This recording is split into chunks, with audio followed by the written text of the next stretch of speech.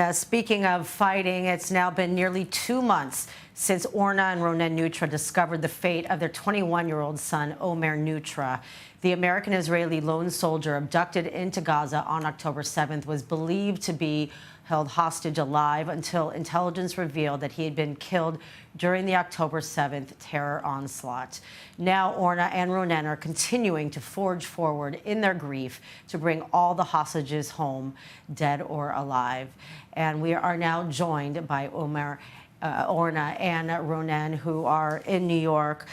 Good evening, good afternoon to you, and thank you for being here. I have not seen or spoken to you since you got this tragic news. First of all, how are you holding up in light of everything?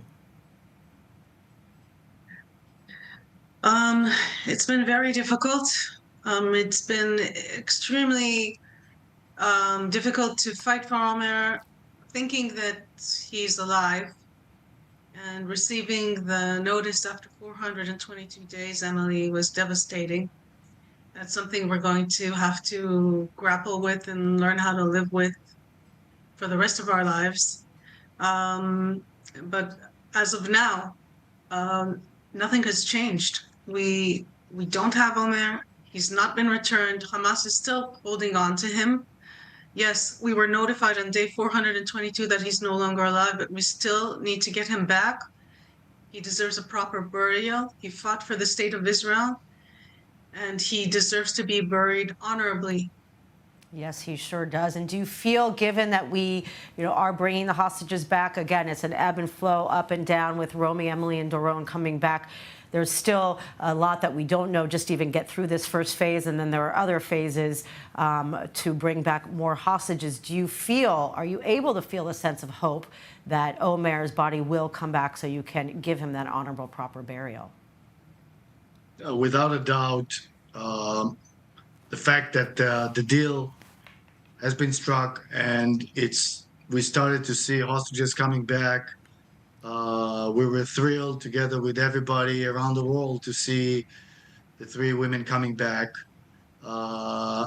It's not a good deal. It's a deal with the devil. And it's a deal that was constructed in a way that it's going to be so difficult for all of us. 3 people at a time every week. But that's the deal on the table. And speaking to the Trump administration officials,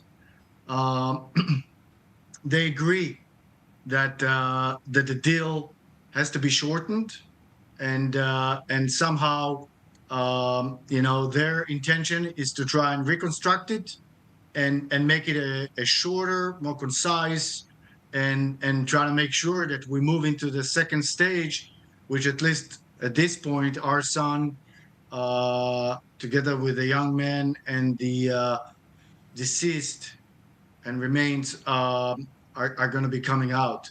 So there's so many more left, 94 people, and this deal is so fragile. We have to make sure it goes through. Yeah. You've been nonstop lobbying, traveling the world, powering through this horrendous nightmare.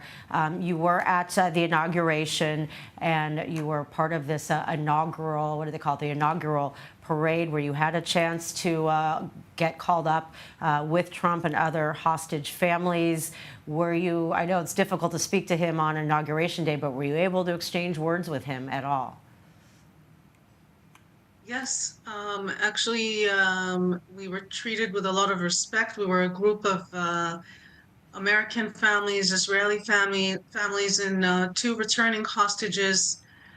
We were all invited to the event, and Mr. Steve Witkoff spoke from the stage and detailed his attempts and his efforts in the region to push through the deal, and success so far, and his intentions to continue with the deal. And then we were all invited to join on the stage where the president and his family and other elected officials were on stage. And we each got to a few moments with the president. He shared his condolences with us, and he understood and was committed to continuing with the deal all the way through to bring all the hostages back, the living and the deceased, for proper burial. Does he, I mean, again, it was busy, it was Inauguration Day, but does he seem like he's really familiar with Omer's situation specifically, given the fact that he is an American, also like Ruby Chen, who, you know, the Chens obviously as well want to be able to properly bury their sons? Did you get that sense? Of course, we share similar stories with the Chen family. Our sons both fought with the tanks and rushed to the border to trying to defend Israel. And both families were told our children were killed on October 7th.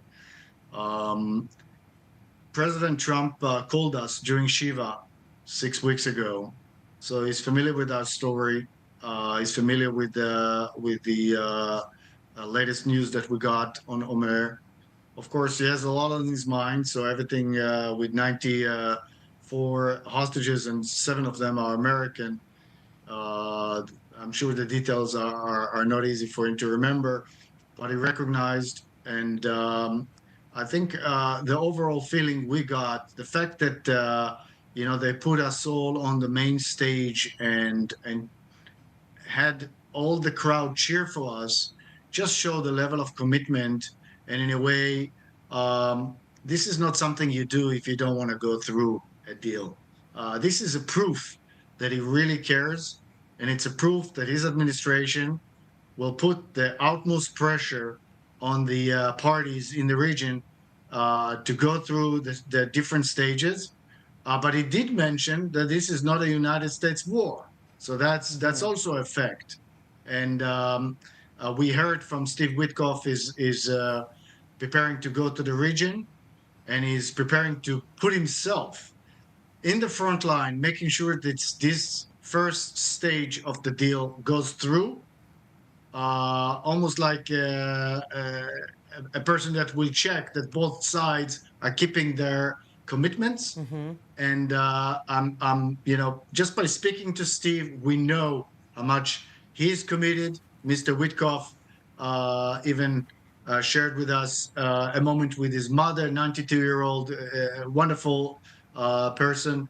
And we just we see a big difference, and we know that there is a true personal commitment from his and also from his team to bring our son back and the rest of the hostages. That must be very comforting, and of course comforting to be there and to be, applauded and welcomed in a warm environment when we've seen how the world has reacted in the past year plus since October 7th.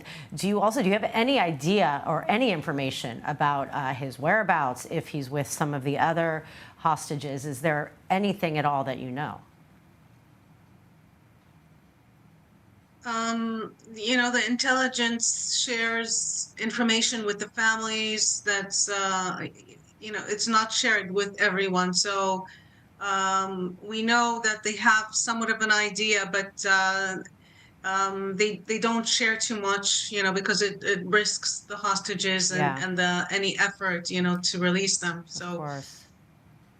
Yeah. Orna and Ronen, thank you so much for being here. And as always, we're going to be praying and wishing you the best of luck in getting through this very, very, very difficult time. Thank you. Thank you, Emily. Thank you, Emily. And I just want to add that, we were in Shiva in the United States, and we saw how much pain and how the American jury also understand that this hostage issue is such an open wound, both in the Jewish society, but also in the Israeli one. And everybody understands that that's the key for our resilience as people. And I think the Trump administration understand that it's not a political issue. This is really humanitarian and a serious way to make Israel strong. And we have to defeat all the evil forces that are trying to break this deal. So thank you. Thank you. Thank you. Thank you. And we're going to continue to try to send you good energy and Keep fighting the good fight as you are doing. Little did you know you'd be thrown into the global stage like this. So you're handling it like champs in spite of everything. Thank you.